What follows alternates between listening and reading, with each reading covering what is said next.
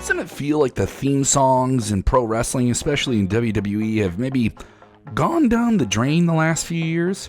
If you think that way, you aren't alone. It isn't a coincidence that the quality of wrestlers' theme songs and the consensus of most fans has dipped a bit. There's a big picture reason for it, and it might go deeper than you think. This is Sportskeeda Wrestling. I'm Kevin Kellum. What's your favorite wrestling theme song of all time? Let us know in the comments below. Theme songs have become part and parcel of every wrestling superstar's presentation. A critical part of the way they have a place in your mind is those first few notes and the vibe it sets in an arena when they walk out to the ring. It was always what made them distinguishable and what led to their connection with the audience in attendance around the globe and watching on television. We might have better in-ring competitors than ever before, but we've always cared about the sauce of a superstar, and a theme song is a part of that. Yeah, and it isn't exclusive to WWE either. Despite having better technology and more access to all kinds of music than ever before, it's been half a decade of declining quality of the theme songs of WWE superstars. So why is wrestling music getting worse by the year? And even when you consider the overall improvement of the quality of wrestling, the production, HD visionary production, all of those things, why is music maybe not meeting that same standard? We recently did a video on the impact of the great Jim Johnston and how he had such a massive impact on the presentation of professional wrestling as a true maestro with all of his musical work, and we would definitely recommend you check that out. We'll even link that in the description below. In that video, we also went into importance of theme songs in the minds of fans. We spoke about how many occasions a superstar's music can be more important sometimes than the match themselves in those first few introductory matches they have on television. We want you to think back to the greatest moments you've ever had watching WWE or pro wrestling in general on TV. Think of how it made you feel. It doesn't matter if you were a kid, a teenager, or an adult. Think of the tough times in your life and how wrestling helped you forget about the difficulties you were facing. Even in that short period of time, the emotions it evoked. Think of how you were able to suspend your disbelief and get up from your seat, standing on your feet, excitement, and sometimes even screaming your lungs out. The glass shattering, a dun dun dun dun, Stone Cold Steve Austin, the "If You Smell La La La La" of The Rock, ba bum ba bum, the gong of The Undertaker, the car crash of Mick Foley. Yes, the starting hooks that hooked in and helped you realize who was going to be your hero or villain in that moment. It takes every fan back within just a few seconds of reacting to it. WWE and all major wrestling promotions with televised presence have not completely given up on the idea of producing music for the wrestlers, but it just feels like modern day wrestling talents don't get that same musical mojo that we had in the past. Whether you watch WWE every week or every other week or just once in a while, you're likely to have experienced that feeling of not knowing who's coming out because the theme song maybe doesn't resonate the same as it should. The frustrating part is that has happened over the last few years. Now, don't get us wrong. There are some great theme songs like the big vibes of Roman Reigns, the oh-oh-ohs of Cody Rhodes, the big heavy metal thunder pyro of Seth Rollins, and the yeah of LA Knight. How many WWE stars, though, can claim to have that same type of theme song fanatical energy that has ingrained itself in fans' memory the split second they walk out in an arena? We've mentioned that music problems are something that isn't exclusive to WWE. For the sake of this video, we'll be highlighting WWE's problems specifically within the music and why it's been declining, but obviously you guys can bring up other promotions as well in the comments. To understand the greater detail, we'll have to go back to the OG himself. Yes, that wizard of the wrestling theme song, Jim Johnston. Johnston was a man who gave his heart and soul into making WWE superstars into something special with the music he composed for them. He studied their characters, spent countless hours coming up with music that fit them perfectly. When he appeared on the Score podcast, he gave a rundown of how his mind worked when developing a theme song. The first thing he looked for was the footage of their entrance, so he could study their mannerisms and see how confident they were in their characters. He could tell within a few seconds whether their music was holding them back or pushing them forward. When Johnston described making music for Stone Cold Steve Austin, he initially envisioned driving, a visualized force that kept pushing Austin forward. He found the idea of glass shattering sounding perfectly suited to Austin's persona, and he took the two biggest glass-breaking noises he could find, a car accident and an explosion, and loud drums hit. The time he put into thinking of this minor detail played into one of the biggest roles of creating an instant megastar feeling that wrestling fans will never forget on a global scale. That megastar went on to generate so much money for WWE today that his merchandise is still one of the biggest sellers in the 21 years after his active in-ring retirement. But forget the financial part of it because we're fans, so who cares? They got our money, right? The thought and process that Johnston gave into theme songs and so many others that have been created for the most unforgettable moments can still make us smile years after it happened. Where is that process today? Wrestling is in a serious need of another person with Jim Johnston's mindset and his special touch. But they also need to be given creative freedom to be themselves and create music that connects with wrestlers in a massive corporate structure that you see with major televised pro wrestling. This is where we move into the 2010s. Yes, the mid-2010s, the post-Johnston era of WWE music. The CFOs were introduced, and they had an 8-year tenure in WWE that may not have been as iconic as Jim Johnston's, but certainly they made their mark. For those who don't know, the CFOs are comprised of a duo of musicians named Paul El Crostro and Michael Conrad Laurie. They created the song The Night, which became Raw's theme song for the 1000th episode Monday Night Raw special, and quickly became a go-to in terms of what WWE needed for creating their music. This was a time when Jim Johnston started to get phased out, and they were phased in. It was a transitional era for WWE in the mid-2010s, with an ever-changing landscape of superstars, and superstars apparently behind the camera as well. Even the creative direction of television around this time felt a bit chaotic, but the CFO's credit, they held through and produced some pretty solid work in the middle of it. Shinsuke Nakamura's truly epic, rousing, violin-driven theme. Yes, Bobby Roode's glorious provocation of those 1980s Queen classic rock anthems. AJ Styles' They Don't Want None. Sasha Banks' Sky the Limit, and so many more can all likely be accredited to the CFOs. They stuck to the fundamentals when creating theme songs and tailor-made them for each character, but also certainly had a modern flair all their own. You could tell the difference between these and Jim Johnston themes. The fact that they worked against some pretty difficult circumstances in WWE's kind of up and down creative process, they still had a passionate vision and applied it to their music and created some special things. It was reflected in many, if not all, superstars. And if there were two guys who loved theme songs they heard when they watched them wrestling growing up, these are probably the right guys to work with. What they couldn't escape were the shackles of record label deals that they were signed into. WWE and the CFO duo were essentially under the mercy of that record label, which started increasing the prices for the songs produced while not giving Paul El Castro and Michael Laurie a better cut of the action. They were trying to squeeze out as much money as they could. Both the CFOs and WWE were willing, reportedly, to have their contract with the label bought out so they could work in-house for WWE.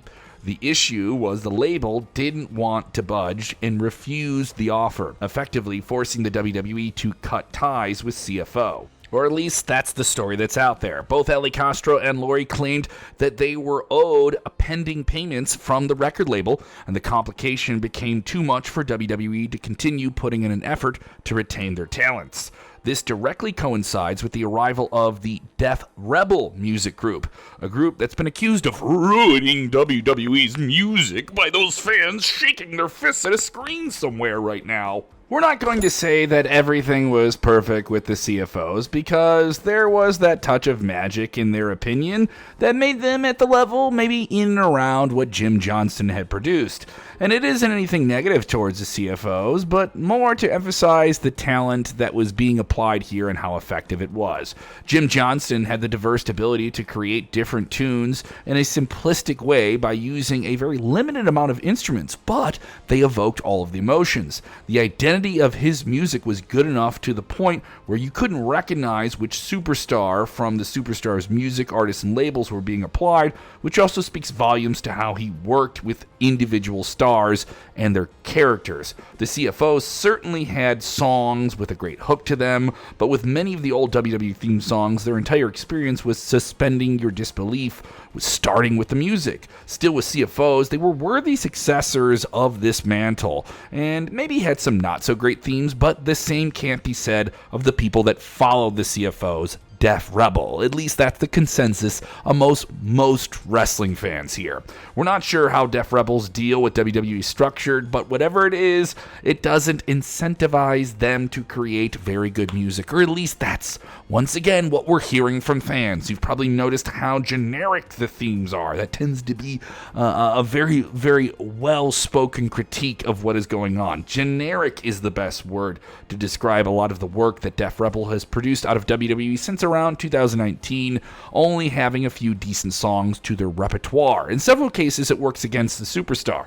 Even with a popular Def Rebel theme song like Seth Rollins, you can't deny that Rollins' charisma got fans humming the song, not the song itself. I would concur to say that no, the song itself is quite good.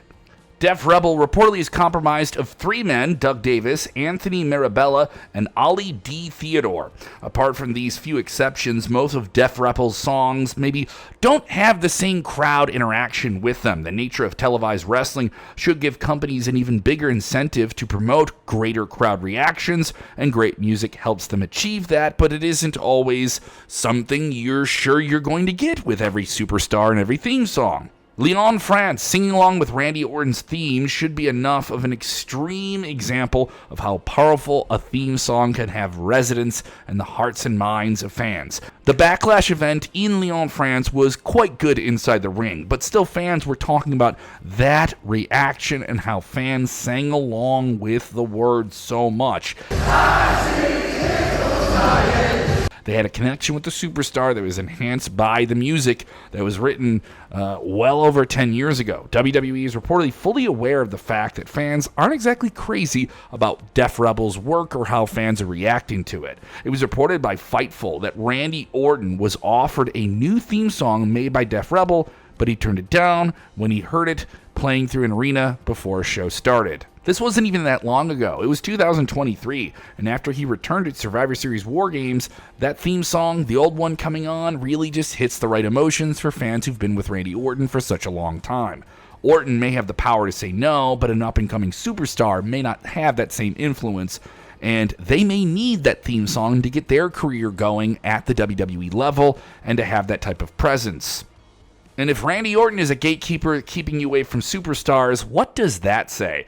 When it all comes to an event like the Royal Rumble, this makes all the difference. That many superstars coming out, the music hits, that's how you identify them. The up-and-comers who are opposed to be having that moment to shine on that big platform with so many names, they need that big pop. But it extends far beyond the Royal Rumble because it's a part of wrestling's presentation, and presentation in wrestling is everything. The pomp, the circumstance, music is a part of that. Sure, you could argue the Def Rebel have shown that they can actually try for certain top superstars and deliver theme songs. Roman Reigns, Seth Rollins, Dominic Mysterio, Io Sky, they got some bangers, so don't hold that against them. But that doesn't represent the reality of their body of work, and maybe just the collective of people being able to get together on the internet and point a finger and say, let's all get together and get those guys. That's an element of this too. Yeah, I can poke a hole in your argument there. Thankfully, their contract reportedly is coming to an end in 2024, and WWE reportedly is maybe looking in a different direction. So some of you bluebirds can rejoice and maybe slow down your boos. So what exactly is the future of WWE music going forward? What is it going to sound like? It looks like WWE could be going in a direction of maybe, just maybe, collaborating with mainstream artists and actually paying for licensing deals, which is something they've done here and there in the past.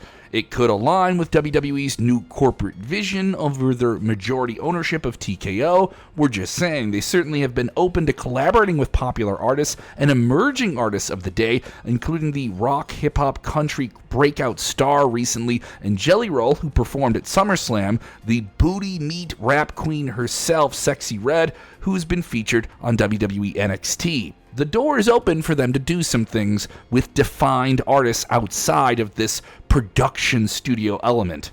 There's a reason why WrestleMania theme songs have been used by popular rock bands like Limp Bizkit, Drowning Pool, Saliva, Rev Theory, and AC/DC, from pop and hip-hop artists like The Weeknd and Travis Scott.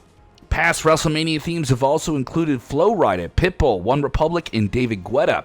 The reason we're highlighting WrestleMania in particular over other premium live events is because it's WWE Super Bowl. This is where they truly try to break into the mainstream and get attention, and collaborating with an artist of that time who's really popping in bigger ways is a way to do that. WrestleMania has always been WWE's biggest display to the world outside of wrestling itself, while also representing most of the wrestling world itself to that world outside of itself. You see what we're saying. Back in the 2000s, those rock bands we mentioned, they were the reason chosen because they represented the attitude of the time. Coming out of the Attitude Era into the Ruthless Aggression Era, those bands were still popping off, and many of them are still popping off to this day. It was a different time. Rock music captured the rebellious side of younger fans, but it's indescribable how things have changed in American society and society in general with the internet. Just looking back, it made sense then. You had a defined sense of that music representing most wrestling fans at the time. The specifics following that time have really bended genre with music culture and how we consume it. Someone who's becoming a wrestling fan, say around middle school age, 13, 14, they may listen to their dad's favorite classic rock band, but they also may be enamored with a popular electronic dance music DJ they found on YouTube. The lines are blurring. There is no one defined music fan anymore, and that blurring of common interests may make it harder to compose music with those varied expectations and how they can recruit outside artists who apply to those certain identities for specific theme songs. That could be challenging. Now, bringing in someone with a theme song for a specific event, that may be a little bit easier. We live in a massively changing world, and one that exists 2 decades ago with music and how we consume that music certainly is not the same, and those outside elements of the world apply to WWE now. None of us are flies on the wall for what goes on behind the scenes in WWE, but if there was a genuine effort to make the music better, would it reflect what's going on in modern society? Would it include more artists, or would they go the route of working with a specific studio team like a CFO, a Def Rebel, or an in-house direct music director like a Jim Johnston? Things change and WWE adapts with them, but despite the recent change in WWE ownership and management, it doesn't seem like they've been making this wild effort to flip things from the Def Rebel situation, or at least not yet. We might get banger time after banger time again, but for the most part, it seems like superstars don't have that it factor with the music. Or at least that's just what fans are saying online now. It's hard for us not to believe that an accomplished WWE Hall of Famer like Triple H, who had legitimately one of the greatest hard rock bands of all time, Motorhead, produce multiple theme songs for him, wouldn't understand the importance of music. He does, and maybe his expertise will be applied to this at some point. It's all speculative. Yes, we're just speculating here, so don't bang your gavel just yet. We can only hope that the next era of WWE's music helps them move forward and upward, because if history has taught us anything, the difference it makes can be massive, and that is an understatement. If you like this video, and you definitely are enjoying where we're going in a deep dive like this, check out our video we did about the life and career of WWE's unsung musical hero, Jim Johnston. Thank you for watching, and let us know your favorite wrestling theme song of all time in the comments below.